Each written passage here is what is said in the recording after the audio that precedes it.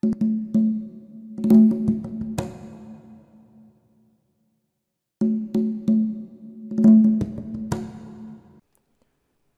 frère Lounis revint enfin de voyage et fut tout étonné de le trouver plus malade encore. C'était vraiment sérieux. Comme un malheur ne vient jamais seul, on avait cassé la porte du gourbi une nuit où l'on n'avait trouvé personne pour le garder. On avait saccagé des clés, volé une partie des figues. Lounis prit la direction de la maison. Il se mit d'accord avec le propriétaire pour vendre les bœufs qu'on ne pouvait plus entretenir. La part du bénéfice servit à soigner le malade. Elle ne dura pas longtemps. Il fallait de la semoule et de la viande une fois par semaine. On tua un deuxième bouc et de temps en temps une poule. L'Aïd approchait. On dut acheter des gandoras aux enfants. On vendit l'âne et un mouton. Bref, le pauvre Ramdan était ruiné avant même d'entrer en convalescence. Lounis, pour sauver son frère, dépensait inutilement sans compter.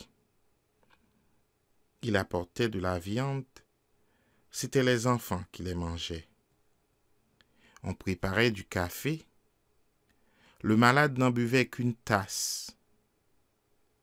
Lorsqu'enfin il put manger, Ramdan ne trouva ni provisions ni argent.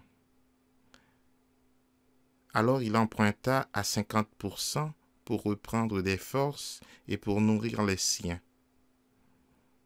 C'était l'hiver.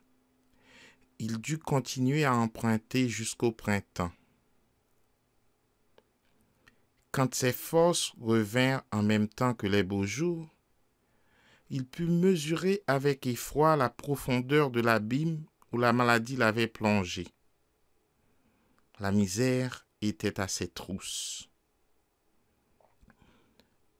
Pour la première fois depuis le partage, il se rendit le cœur gros chez le cadi notaire, à poser ses 2 pouces au bas d'une reconnaissance de dette. Il hypothéqua son champ et sa maison. Ce jour-là, un jour de marché si Fouroulou a bonne mémoire, son père, surmontant son chagrin, avait rapporté un chapelet de tripes. Elles parurent amères à tous.